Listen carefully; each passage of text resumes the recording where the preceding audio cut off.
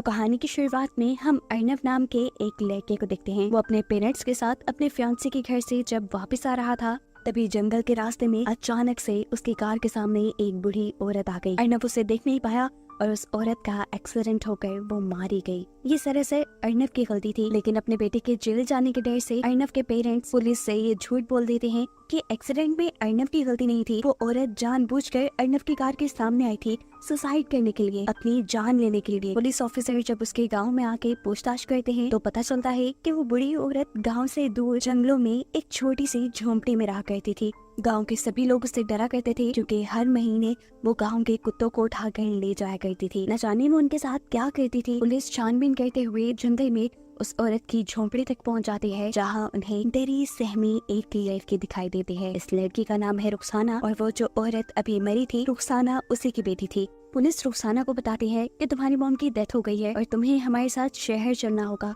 अजीब बात ये थी कि इस टाइम हम रुखसाना के मुंह पे कोई परेशानी, कोई दुख नहीं देख रहे थे, ऐसे जैसे उसे अपनी मॉम की मौत से कोई फर्क ही ना पड़ा हो। वो अर्नव और पुलिस के साथ शहर आ जाती है। सीन कट होकर हमें मुर्दा घर में एक आदमी को दिखाया जाता है। वो जब पोस्टमार्टम के बाद इस बूढ़ी औरत को दफन कर रहा था तो तब उसे उस औरत के हाथ पे एक अजीबोगरीब निशान नजर आता है। जिस निशान को देखते ही वो डर गया। उसने फौरन बांग्लादेश में एक आदमी को कॉल मिलाई जिसका नाम था प्रोफेसर कासिम अली। यह आदमी कासिम अली को बताता है कि उसने एक मरी हुई औरत के हाथ पे औलाद चक्र का निशान देखा है। ये बात सुनते ही कहानी एकदम से फ्लैशबैक में चली जाती है और हमें कासिम अली के पुराने दिन दिखाए जाते हैं जब कासिम अली क़यामत आंदोलन नामी एक मुहिम का हिस्सा थे। इस मुहिम के दौरान कासिम अली हर उस औरत को मार दिया करते थे जिसके हाथ पे औलाद चक्र का निशान होता था। ऐसे ही एक दिन जब कासिम अली एक औरत को मारने लगते हैं तो वो औरत कासिम अली की आंख में अगरबत्ती घुसाकर वहाँ से भाग जाती है। उस वक्त वो औरत प्रेग्नेंट थी। इस सारी कहानी को बताने का मकसद ये है कि वो औरत जिसे अभी मारा गया वो कोई और नहीं बल्कि वही औरत थी जो कासिम अली की आंख पर हमला करके भाग गई थी, जिसका पता अब कई सालों बाद कासिम अली को चला था। यहाँ प्रेजेंट टाइम में हम देखते हैं कि जब रुखसाना पुलिस से बात कर रही थी तो वो काफी डिस्टर्ब थी। उसने पुलिस से कहा कि उसे अगरबत्ती से डर लगता है। इन सारी चीजों के दौरान हम देखते हैं कि वो आदमी जिसने कासिम अली को उसकी मॉम के मरने की खबर दी है वो भी चुपके से उसके ऊपर नजर रखे हुए था। सारी लीगल फॉर्मेलिटीज कंप्लीट होने के बाद अर्नव रुखसाना को उसके जंगल वाले घर में छोड़ने के लिए चला जाता है, जहाँ रुखसाना को रुखसाना की मरी हुई माँ के एलियंस आते हैं जो रुखसाना को अपने पास बुला रही थी। यही अब इसी झोंपड़ी में रुखसाना को किसी के जोर जोर से सांस लेने की आवाजें आने लगती हैं, जिससे डर कर रुखसाना वहाँ से भाग जाती है। अगले दिन दिखाया जाता है कि कासिम अली अपने कुछ लोगों के साथ रुखसाना को उसकी झोंपड़ी में पकड़ने के लिए आए थे, लेकिन रुखसाना तो उनके आने से पहले ही भाग चुकी थी। यहाँ कासिम अली को रुखसाना का एक बाल मिलता है जिसे वो अपने पास संभाल कर रख लेते हैं। हम देखते हैं कि रुखसाना भाग भाग कर अर्नव के घर आ चुकी थी। वो बहुत ज्यादा डरी हुई थी। उसने काफी सारा टाइम अर्नव के बेड के नीचे गुजारा। एकदम से अर्नव की भी नजर उसके ऊपर पड़ जाती है और अर्नव उसे यहाँ देखकर परेशान हो जाता है। उससे पूछता है तुम यहाँ कैसे आई, जिसके जवाब में रुखसाना कहती है कि कुछ बुरे लोग उसके पीछे पड़े हुए थे जिनसे जान बचाकर उसे भागकर यहाँ आना पड़ा। रुखसाना बताती है मैं उनमें से किसी आदमी को नहीं जानती थी सिवाय एक के। उस आदमी को मैंने अपने बचपन में देखा था। बचपन में भी वो मुझे मारने आया था और मुझे लगता है कि अब भी वो मुझे मारने ही आया है। उसकी मेरे साथ क्या दुश्मनी है मैं ये नहीं जानती। इस आदमी की हमें समझ आ ही गई थी कि वो और कोई नहीं बल्कि प्रोफेसर कासिम अली थे।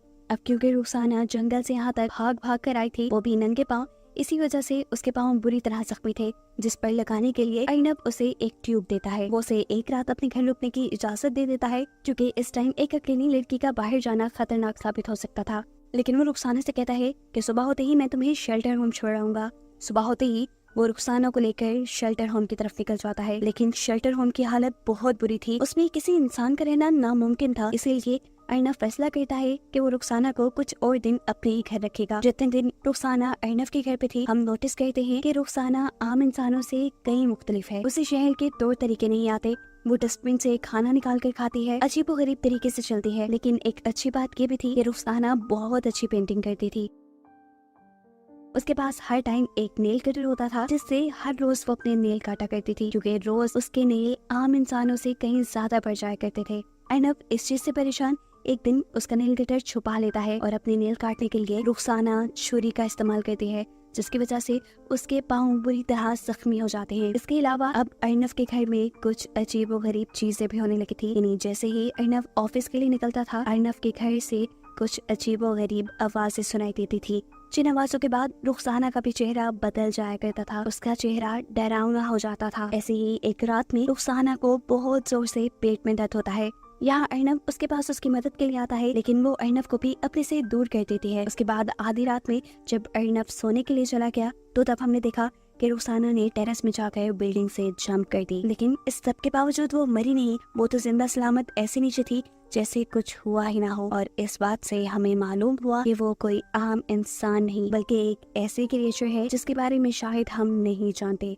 वो यहाँ नीचे जाकर सोसाइटी के डॉग के ऊपर हमला कर देती है और बुरे तरीके से किसी वैम्पायर की तरह उसका खून चूसते हुए उसे मार देती है। सीन कट होकर हमें कासिम अली को दिखाया जाता है, जो एक बंधी हुई औरत के पास आई है। कासिम अली ने उसे काफी साल से अपनी कैद में रखा हुआ था। कासिम अली के सामने आते ही इस औरत का चेहरा बिगड़ जाता है, इतना खराब हो जाता है कि देखने के काबिल नहीं रहता, ऐसे जैसे वो कोई भूत हो। कासिम अली इस औरत को एक लड़की का बाल देते हैं और कहते हैं सूंघ के बताओ कि ये अब कहाँ है। ये रुखसाना का बाल था, जिसे सूंघ कर वो औरत प्रोफेसर से कहती है ये तुम्हारे हाथ नहीं लगेगी, उस पे बाहर आई है, अगर तुम फिर भी अपनी कोशिश करना चाहो तो कर लो। ये औरत उसे अर्नब का पता दे देती है, जिसके घर पे आजकल रुखसाना थी। अगले ही दिन प्रोफेसर अपने एक असिस्टेंट के साथ अर्नब की सोसाइटी में पहुंच जाते हैं। वो अर्नब को रोक कर बताते हैं कि तुम्हारे घर पे जो लड़की है वो इंसान नहीं है, वो एक इफरत की यानी एक डेविल की बेटी है। सिर्फ यही नहीं, प्रोफेसर अर्नब को ये भी बताते हैं कि वो लड़की तुम्हारे साथ जरूर इंटीमेट होकर बच्चे पैदा करने की कोशिश करेगी ताकि वो अपनी नस्ल को आगे बढ़ा पाए, लेकिन तुम्हें एहतियात करनी होगी। अर्नब, जिसे इन बातों पे बिल्कुल यकीन नहीं था, वो प्रोफेसर को सिक्योरिटी से कहकर बाहर निकलवा देता है। लेकिन फिर भी ये लोग अर्नब का पीछा नहीं छोड़ते। वो मुर्दा घर वाला आदमी अर्नब का कॉन्टिन्यूस पीछा करने लग जाता है, जिस बात का अर्नब को भी अंदाजा था। इसीलिए उन दोनों के दरमियान में लड़ाई हो जाती है और इस लड़ाई के नतीजे में अर्नब का सर फट जाता है। वो जब घर आया तो रुखसाना उसे देखकर परेशान हो गई। अर्नब ने सारी सच्चाई रुखसाना को बताई कि किस तरह एक प्रोफेसर उसे मिला था और उसने उसे ऐसी बातें कही हैं। अर्नब रुखसाना को ये भी बता देता है कि उसका सर मुर्दा घर वाले आदमी ने फाड़ा है। इस सब के बाद अर्नब तो सोने चला जाता है, लेकिन रुखसाना नहीं सोती। हम रुखसाना को उसके एक अजीब और असली भयानक रूप में देखते हैं। वो अब किसी जानवर की तरह बिहेव कर रही थी और किसी जानवर की तरह ही छलांगे लगाते हुए वो मुर्दा घर में जाकर बेदर्दी से उस मुर्दा घर वाले आदमी को मार देती है और फिर दोबारा उछलते कूदते हुए अर्नब के उठने से पहले घर वापस लौट आती है। अर्नब जब उठता है तो देखता है कि रुखसाना बहुत ही प्यार से उसके पास बैठी हुई थी, लेकिन इसी टाइम हम देखते हैं कि यहाँ पर अर्नब की फियांसी आ जाती है, जो इन दोनों को एक साथ देखकर गुस्सा होकर वहाँ से चली जाती है। और इस सब की वजह से अर्नब बहुत ज्यादा टेंशन में आ जाता है। वो रुखसाना को घर से निकल जाने का ऑर्डर दे देता है और गुस्से में रुखसाना उसी का गला पकड़कर हवा में उठा देती है। रुखसाना जानती थी कि उसने गलत कह दिया, इसीलिए वो बार बार अर्नब से उसकी इस हरकत के लिए माफी मांगती है, लेकिन अर्नब भी अब डर चुका था। रुखसाना का ये बिहेवियर देखकर उसे प्रोफेसर कासिम अली की बातें याद आने लगी थी। वो घर से बाहर निकलकर जब प्रोफेसर कासिम अली के ऊपर रिसर्च करता है तो उसे जो बातें मालूम होती हैं उससे उसके होश उड़ जाते हैं। उसे मालूम होता है कि आज से कई साल पहले बांग्लादेश के अंदर लोग लड़कियों को किडनैप करके उनके ऊपर काला जादू किया करते थे। इस जादू के दौरान एक कल्ट लड़कियों को डेविल के हवाले कर देता था। वो इन लड़कियों के साथ इंटीमेट होता था ताकि उसके इंसानों जैसे बच्चे इस दुनिया में आ सके। जो लड़कियां इफरत के साथ इंटीमेट हो जाती थी, उनके हाथ पे औलाद चक्र का निशान बना दिया जाता था, जैसा रुखसाना की मोम के हाथ पे था। ये कल्ट और उनके ये काम इतने ज्यादा बढ़ गए कि हर तरफ हंगामे होने लगे और इसको खत्म करने के लिए प्रोफेसर कासिम अली ने एक मुहिम शुरू की। वो ढाका यूनिवर्सिटी के एक प्रोफेसर थे। उन्होंने डेविल यानी इफरत के ऊपर बहुत सारी रिसर्च की हुई थी और वो इफरत और इफरत से जुड़ी हर चीज को इस दुनिया से मिटाना चाहते थे। इस मुहिम को क़यामत आंदोलन का नाम दिया गया था, जिसमें लोग उन लड़कियों को बच्चा पैदा होने के बाद मार दिया करते थे जिनका डीमन के साथ कोई ताल्लुक था। कासिम अली तकरीबन सारी लड़कियों को मारने में कामयाब हो गया, लेकिन एक लड़की उसकी चुंगल से बचकर भाग गई, जो थी रुखसाना की मोम। साफ मतलब ये था कि रुखसाना भी एक इफरत की यानी डेविल की बेटी थी। ऐसे बच्चे हूबहू इंसानों की तरह ही दिखते हैं, लेकिन इंसानों से कहीं ज्यादा ताकत होती है इनमें। इनके नाखून और बाल बहुत जल्दी बढ़ जाते हैं। इंटरेस्टिंग बात यह है कि डेविल के जितने भी बच्चे पैदा हुए वो सब की सब लड़कियां थी, और अगर ये किसी इंसान के करीब आ जाती तो 1 महीने के अंदर अंदर उनके बच्चे पैदा हो जाते। डेविल के इन बच्चों के अंदर जहर भी होता है, जिसे हर महीने इन्हें निकालना पड़ता है। अगर ये हर महीने उस जहर को ना निकालें तो उस जहर से ये खुद ही मर जाए। काफी सारी ऐसी लड़कियां इंसानों का शिकार करके इंसानों में अपना जहर डालकर उन्हें मार दिया करती थी, लेकिन रुखसाना और उसकी मॉम इस काम के लिए कुत्तों को मारती थी। अब अर्नव, जिसे ये सारी हकीकत पता चल चुकी थी, वो बहुत उदास घर लौटता है और यहाँ रुखसाना एक और मर्तबा उससे माफी मांगने लग जाती है। यहाँ रुखसाना अर्नव को बताती है कि वो भी प्रेग्नेंट है और अर्नव ये सुनकर पूरी तरह शॉक रह जाता है। डरकर वो रुखसाना को जंजीरों से बांध देता है और प्रोफेसर कासिम अली को अपने पास बुलाता है।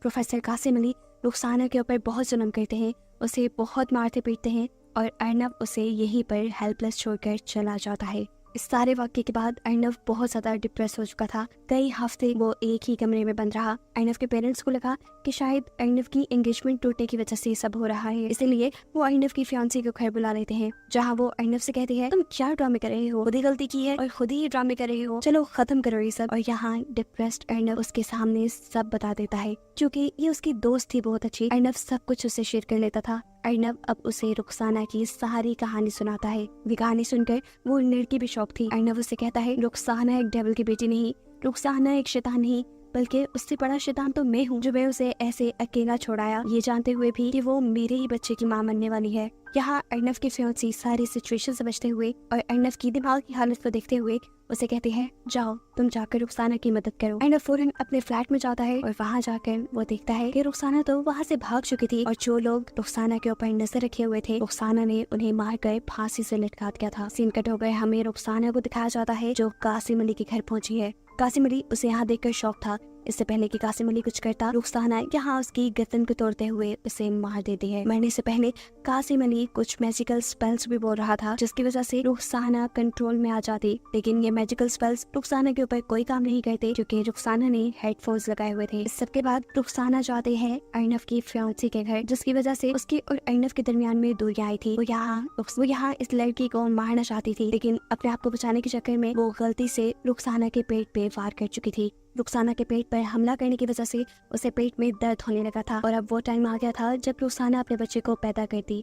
अर्नव की फियांसी भी यहाँ अपनी जान बचाकर भागने के बजाय रुखसाना की मदद करती है उसका बच्चा पैदा करने में। और हमें दिखाया जाता है कि जब रुखसाना का बच्चा पैदा हुआ तो उसकी एम्बिलिकल कॉर्ड भी थी, जिसके जरिए पेट के अंदर बेबी मदर बॉडी से अटैच होता है। और ये इस चीज का साइन था कि रुखसाना का जो बेबी पैदा हुआ था वो एक ह्यूमन बेबी था। अगर वो एक शैतान का बच्चा होता तो उसकी एम्बिलिकल कॉर्ड ना होती। रुखसाना अब इस बच्चे को अर्नव की फियांसी को देकर यहाँ से चली जाती है और जब तक अर्नव यहाँ पहुँचता है तो वो यहाँ नहीं थी। अर्नव उसे ढूंढते ढूंढते उसी जंगल तक पहुँच जाता है जहाँ मूवी के स्टार्ट में उसने पहली मर्तबा रुखसाना को देखा था। रुखसाना उसे यहाँ मिल भी गई। वो अर्नव को बताती है कि उसका बच्चा एक इंसान है, कोई शैतान का बच्चा नहीं, और ऐसा सिर्फ इसलिए हुआ था क्योंकि वो अर्नव से सच्चा प्यार करती थी। आज रुखसाना का वो दिन भी था जब उसकी बॉडी के अंदर जहर बहुत भरा हुआ था। वो चाहती तो यहाँ अर्नव को मार देती, लेकिन वो अर्नव को कुछ नहीं करती और इस तरह उसका जहर उसे ही मार देता है, जिसे दिखाते हुए ये कहानी यहाँ खत्म हो जाती है।